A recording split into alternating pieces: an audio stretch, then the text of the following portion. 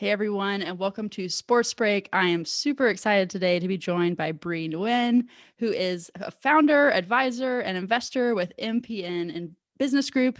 MPN Business Group. I will edit Yes. that out. Well, I'll tell you a story about MPN later too, but Oh, thank you. perfect. Perfect. And also, I think I should mention former head of public figure partnerships with Facebook.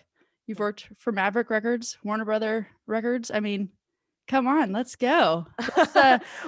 Tell folks Let's a little bit from go. from your point of view. Though, tell Yeah. listeners a little bit about who you are. Yeah, I mean, so most of my career is like 20 years in digital marketing. I started out as like a nerd girl in high school, like programming websites for artists that would never see it ever just because I was a nerd and that's how I express myself.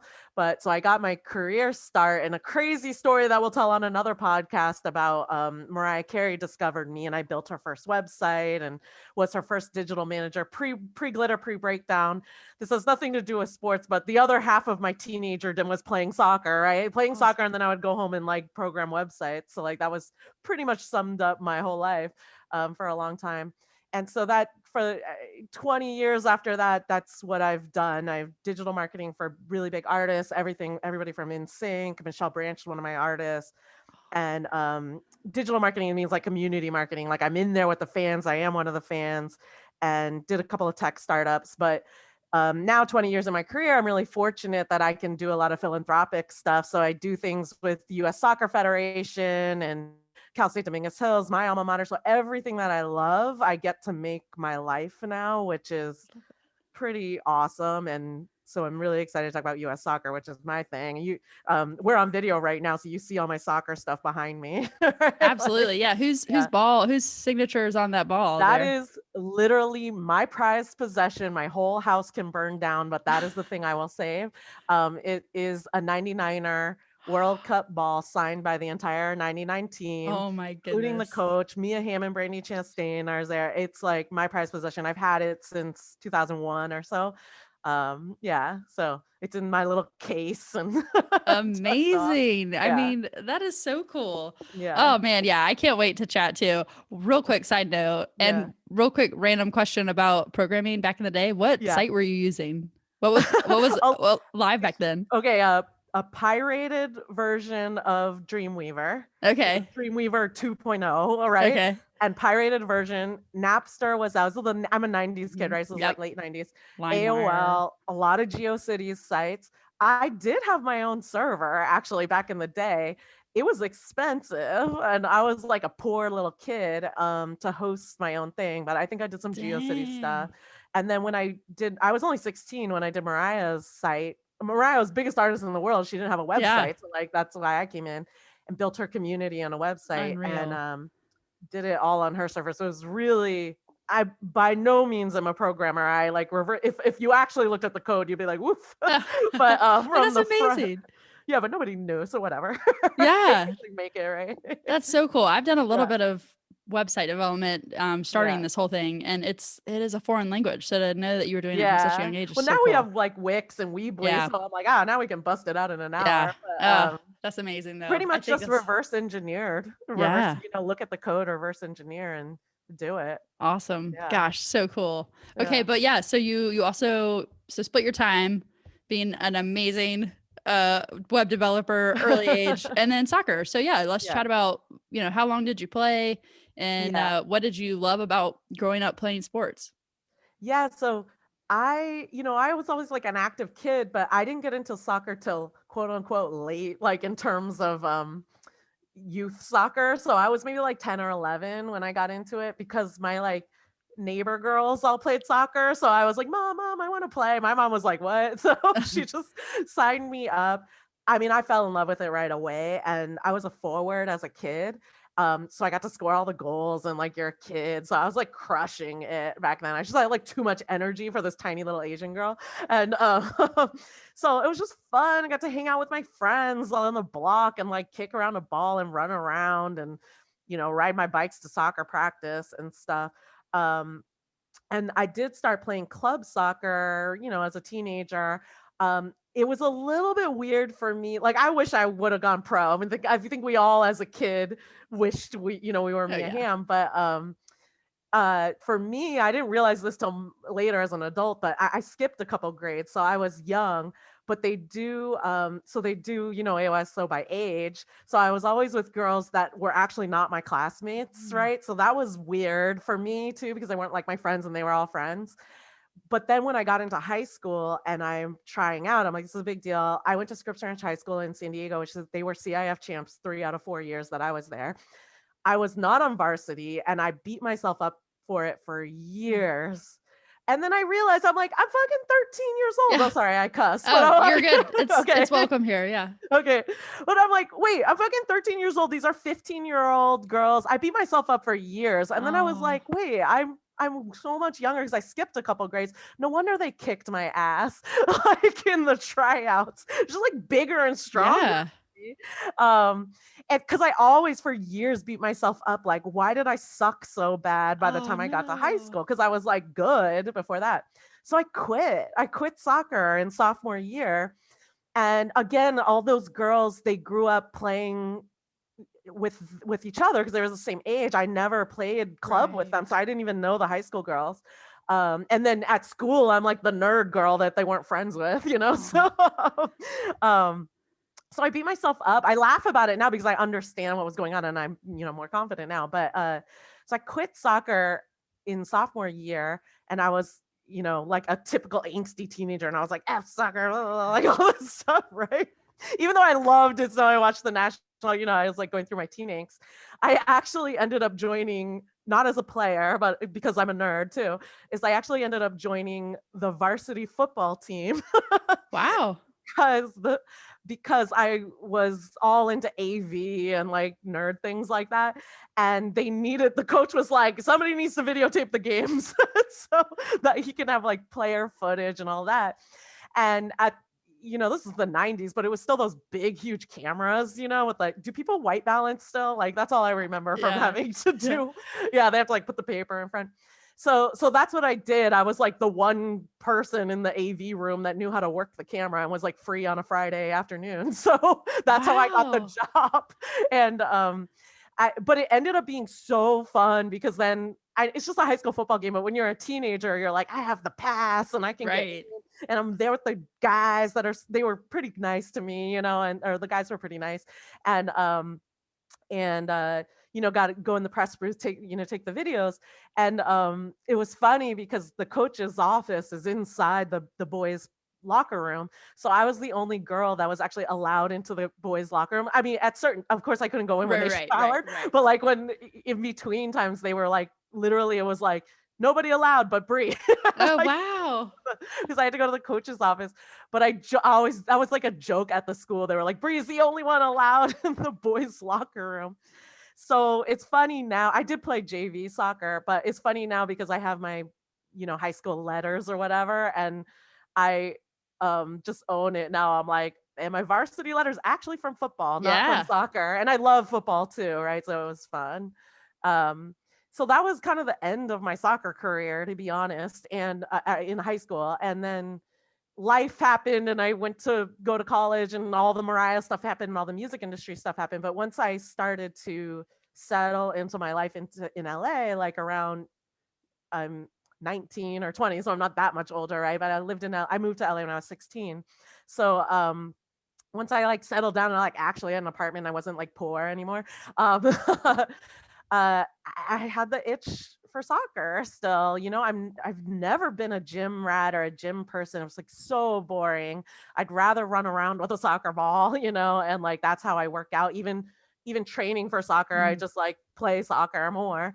So I just Googled. I think I just Googled like women's soccer Los Angeles. Like this Cool. is like 2001, right? This is like a long time ago. And this team, Football Club of Los Angeles, FCLA, came up, and it was a rec women's team. Later, we would be semi-pro, but I just emailed her and she's like, yeah, come to practice, whatever. So I come to practice. It sounds really casual when I say it like that because these girls, like 20 years later, still to this day are like my lifelong Oh, I best love friends that. because they're like Yeah. my LA girls, everybody's older than me. They're like all ex D1 soccer players just playing rec Wow. now in college. And I was like, can I play with you guys? I'm like coming over. But it was like at the level I liked, because it's a lot of ex D1 college girls that are just like done with college and now, starting their lives in LA. And everybody's so cool, and we had a strict practice schedule because the woman that was running our team was just like so organized and into it. She made our experience so much better. And we kind of self-coached ourselves. A few girls stepped up in the lead, but all in a respectful way. So it was like awesome. We entered tournaments. We were traveling all over for tournaments. We went to a big tournament in Vegas every year, which was really Ooh. fun. Although after we got older, we were like, can we just go to Vegas and like not actually play? Because we were like always hungover with no sleep, like playing games the next day. But so FCLA became my life, like in every sense of the word, not just soccer, like Mm. social, friends of friends. Like that was my life for honestly all my 20s. My I sent you a picture of my goddaughter, like her mother, I met on this team. We Oh, all played cool. soccer together. So, and to me, it's just like high school is high school, is like whatever. But this is like my life and my lifelong friends that I've made. Great networking too, by the way. If there's any 20-year-olds out there, just join a rec league. Is like you meet people from a lot of different industries. Like all that's good networking. Um, yeah, so that's what I did, and we play for fun. I mean, I could tell so many stories about this. So fun.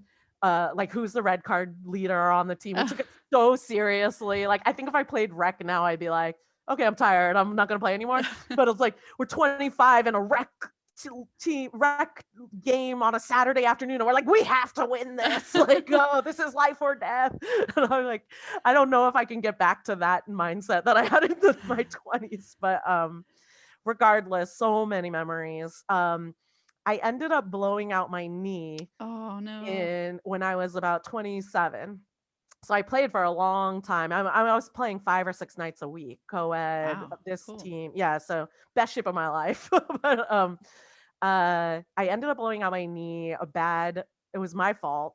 A bad I was so tired. It was one of the Vegas tournaments. I was so tired. It was like one of the last games, and it was a bad step. I played defense then in my whole second half of my soccer career, which by the way I love. I'm a hardcore defender. Um I love shutting down a striker. It's like my favorite feeling in the world. Like denying a goal. Um, but yeah, I did a half-ass like step in front of somebody. So it wasn't my whole body, and she just like took Oh. out my whole knee. And I knew before I hit the ground that I tore my ACL. Mm. I'm more surprised that it took me till 27 to tear my ACL. Um, but yeah, I tore True. my True. ACL.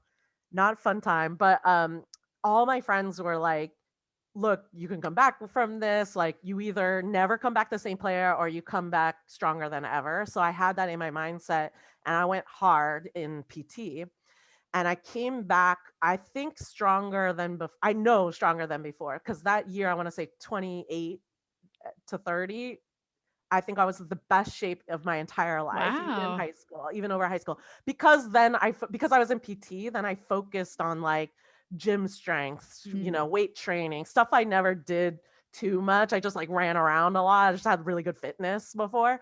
Um, and I came back stronger than ever. Unfortunately, one injury usually begets a lot more injuries, and especially if you're playing rec and Mm. like all this stuff. So it just ended up being a downhill from there, and I have now 4 surgeries later, Wow. have officially retired from soccer, but, it hurts my soul every Mm. day. Um, I'm okay with it now because I have learned now, and we can talk about that more, of how I incorporate soccer in my life now, but I wanna say it took a good 5 years of, like, how to reshape my life, because it wasn't Mm. just soccer, it was, like, my social life, my friends, Yeah. like, all this stuff. Took me, and then somebody used the words to me saying, "Yeah, it's like the worst breakup you'll ever go through." Oh. And I'm like, "That's what it is." Like, I Yeah. can't I'm trying to get over it and, like, redo my life. I'm wearing my USA soccer Yeah. gear too, by the way. But so that catches me up to my soccer career Yeah. and Well, where and we're at it's now. such an identity shift too. I mean, you think about these Such an pro identity athletes shift. that have dedicated their whole lives, not just like a It's, like, significant portion of actually their their lives, whole but their whole, lives. yeah. And like, Yeah.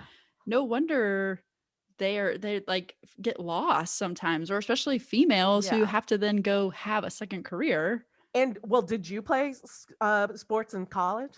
I played like intramural. Yeah. Okay, Not yeah, not and official. okay, so like my best friend, one of my best friends, she played D1 at Ohio State and played rec with us, but she's a doctor and does all the other things. Wow. And when I was going through this, she was telling me at Ohio State when the whole soccer team, all the athletes, she said, had to take a class at their senior year. I forget what it was called, but it was something about, it was like a sports psychology Oh, class. wow. And it was Cool. all about how to find your identity away from the sport. Cause all of a sudden you have all these like seniors, Mm, their whole life was the sports until you graduate college. And only right. a few football players are going to go pro, but like everybody else. And she was telling me like what a great class that was. And I was like, whoa, that's crazy. I had no idea. I'm sure D1 athletes that are listening to this now maybe have gone through the same thing, but I thought that was really interesting. Yeah. I mean, I've Yeah. never heard of, I would hope that most programs have that, but I've never heard Yeah. of anyone else mentioning that. I mean, I think sports psychology is such a part of it. Yeah. Um, yeah, Yeah, so she because said it helped her just like with the transition yeah, out of like literally living and breathing your sport. right, But right. yeah. And I would love, yeah, you mentioned like that it became your social, it became your fitness. And I don't know if you still head out to a soccer field or pitch or whatever. Yeah. I same with me. Like my favorite exercise is anything on a It's just basketball court, and playing. Yeah. I just feel calm as soon as I Yeah. get on a court. Yeah. Um, It's like a weird meditation, like everything else yes, fades away. Yeah.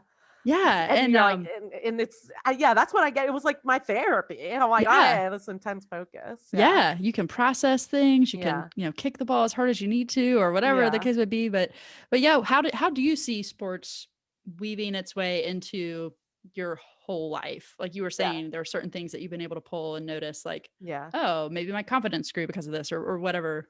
What would you say? Well, 100% is a teamwork communication thing. And I know you hear that a lot in sports, but in my actual career where I'm, an executive, an investor, I work at these big companies like Facebook and startup.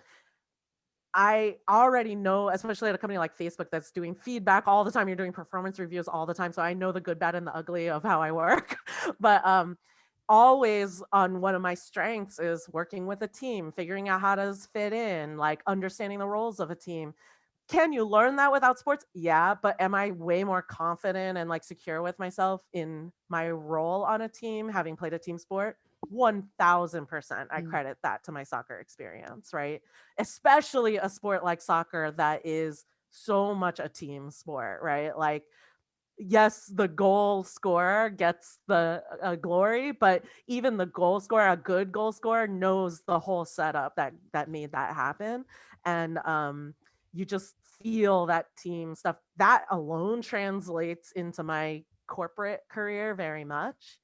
Um, the social stuff, yes, for sure. Exercise, of course, just like especially, I mean, now in COVID times, everybody's going crazy. God, I wish I could play soccer. yeah. Um, Unfortunately for me, I really can't play very much. My knee is so messed up. I can't like Mm, twist or pivot or cut the same. I kick the ball in the backyard every once in a while.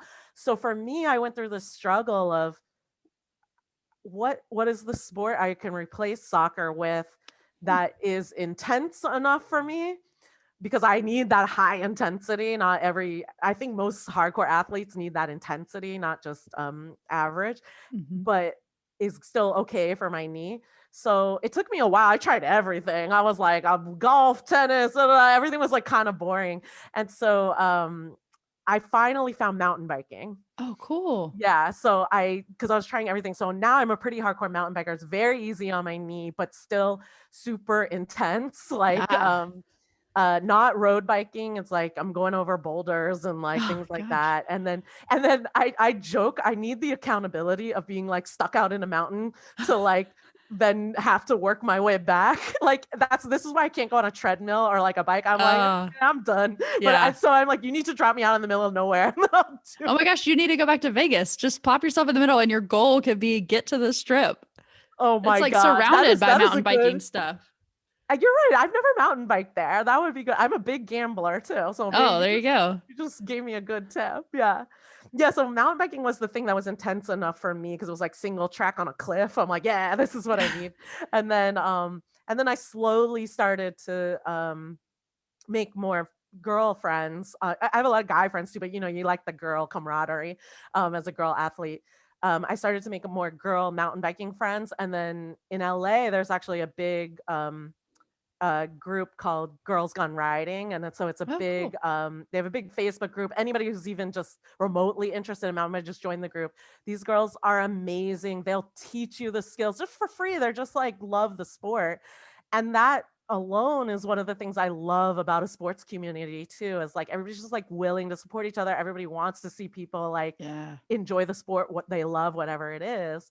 So that was the sport I found, and then I hike a lot too. Again, intense hiking, not just a stroll on the stroll in the park. So, for example, 2 years ago, me and some friends did the 100-mile haute route trail in Wow.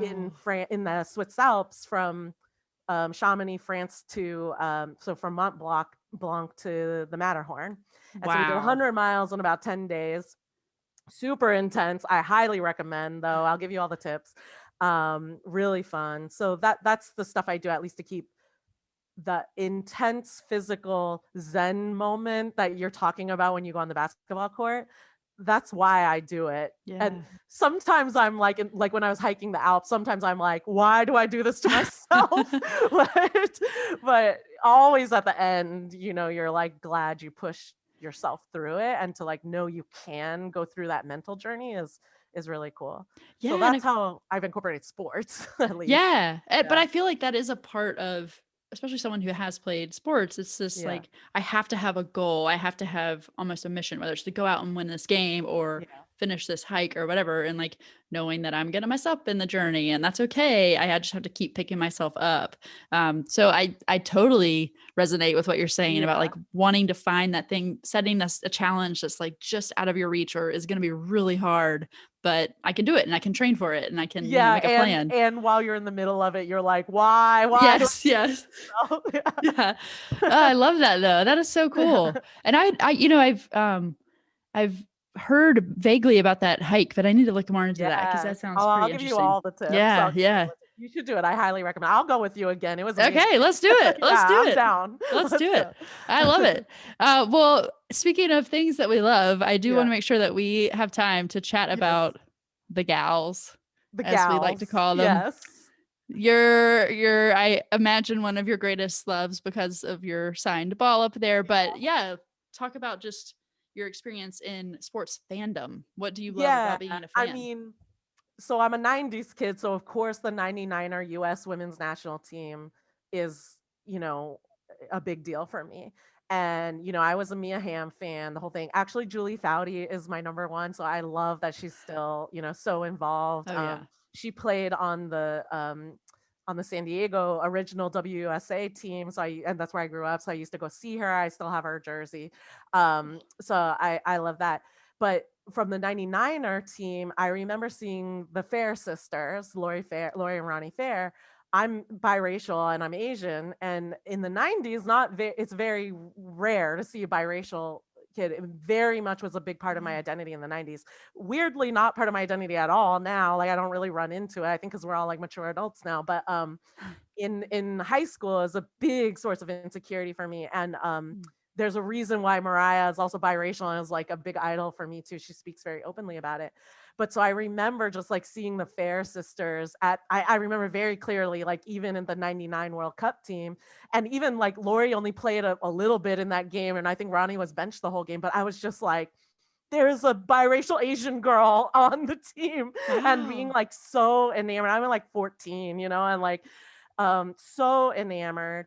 And then I mean, it's the same thing, just seeing a group of women so deeply bonded over a singular goal is what is so inspiring by this. So then, of course, I continue to follow the team, right?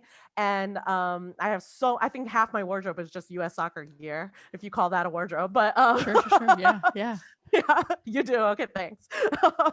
and and so that was really the beginning, right? And then I just like obsess over them, and they're amazing and I follow them. I only went to my first Women's World Cup when I was at Facebook recently, not this recent one, but the 2015 Ooh, Cup in in Canada. Vancouver. Nice. Yeah. So I worked at Facebook. I ran celebrity partnerships, but that didn't touch sports.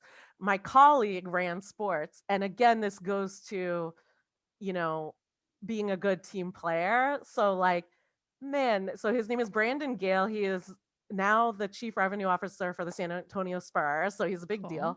deal. He ran sports partnerships there and he just knew I was a huge soccer fan. So he just called me and he was Oh, like, this is my wow. coworker, right? And he's like, Bree, you're coming to the Women's World Cup with me.